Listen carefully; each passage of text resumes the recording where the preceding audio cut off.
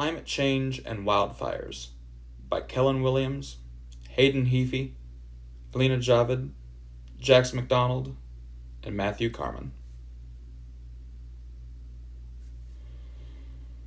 Wildfire activity has increased dramatically in recent years in areas like Australia, the Amazons, the western United States, and more. While wildfires are phenomena that occur naturally in forest ecosystems, the extent, destructiveness, and overall occurrences of said wildfires have increased. Wildfires have become a huge problem as it affects the animals, people, crops, and vegetation in an area. Buildings are also left ruined and lots of smoke is released into the atmosphere. In the article, it has mentioned two competing explanations, one being management and the other being climate. With management, or land use as they prefer it, it is believed that the increased amount of livestock, crops, harvest, those things, has caused more fire sublimation to increase, especially in the late 19th and early 20th century. And it's also believed that while the supposedly structure and biomass accumulation of forests, it was not all that much. I guess it's probably just their own theory referring to the livestock. But with climate, the explanation for it is that there are multiple reasons and variations of the cause of the increase in wildfires that have happened, such as moisture conditions, moisture damp, a trend of increasing drought frequency, and just like the increasing in the overall temperature itself. And most research shows that that is due to the dry seasons, which is causing the increased number of wildfires. And with the similarities between those two, the management and climate, is that they're both similar in that they both have different variation causes for the wildfires, but they both agree that like the extreme droughts and overabundant fuels are the most possible cause and the most abundant one. And no change has been made to the wildfire, as in like no other causes have made to the wildfire, like no extreme droughts or abundant fuels. It was mostly just those. So not a lot can do about that. For the methods section of this article, the authors use different recordings and data from other authors that they cited in the text and compile different data regarding the correlation between multiple factors, relating to the timing of the wildfires, the stream flow, and the snowmelt in the areas around the wildfires. All three of these things being major factors in why the wildfires might have happened and what might have caused them to happen. The authors specifically used data regarding the center of mass of annual flow from snowmelt and gauges across North America. This means that they measured the flow of water that flowed down from the melting of snow in areas that these forests were in western North America. They believed that this would highly affect the chances that a forest had in experiencing a wildfire due to their vulnerability if the snowmelt was later.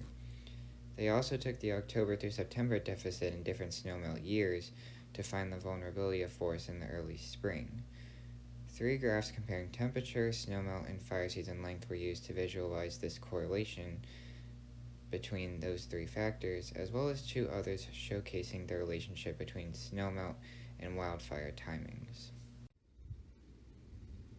Overall, there has been a substantial increase in wildfires in the past few decades. Fires have increased a ton since the mid-1980s.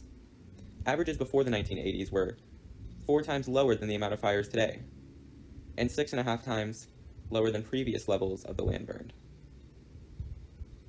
Today, the length of the season has also increased, meaning there are more fires for longer periods of time.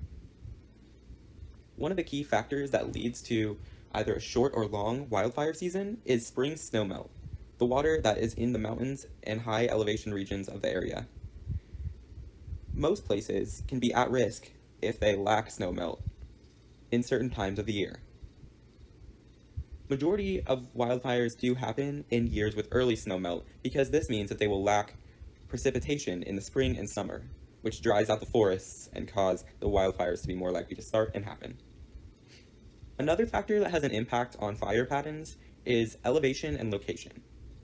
Certain forests are more at risk because of elevation. As you go up, the air can get drier and less precipitation can reach those plants. At-risk areas also receive variable levels of rain each year, meaning that some years they can be more wet and other years more dry. The drier years are more at risk of wildfires to occur. There are two graphs here. The one on the left demonstrates the connection between spring and summer temperatures, the time of the snowmelt, and fire season length. As you can see, with early snowmelts, the fire season tends to go up, and there tend to be more wildfires. On the right, it shows about the relation between elevation and fire frequency, as well as the time of snowmelt. There is a correlation between higher elevations and more fires.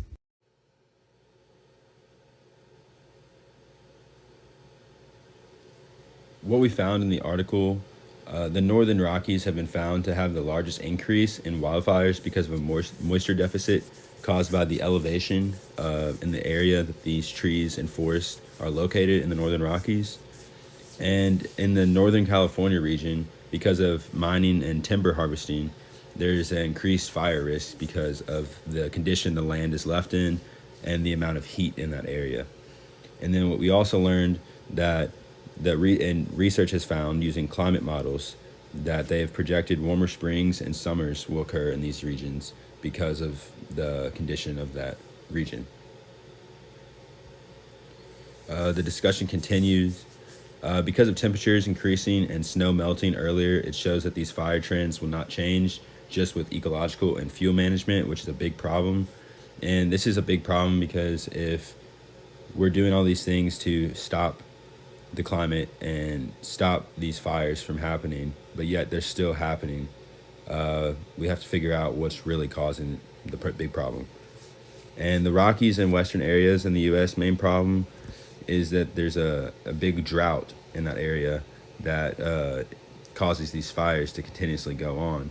And because the climate's so dry and hot, there's nothing to cool down the area, and so the trees, if they get lit on fire, they just instantly keep going. And this is destroying the carbon pools that the trees create, which is not good for the ecosystem. And the global problem with these wildfires is that it's reducing the CO2 that is formed, and this will rapidly affect the human communities and ecosystems and any other organisms in the area that need this to survive.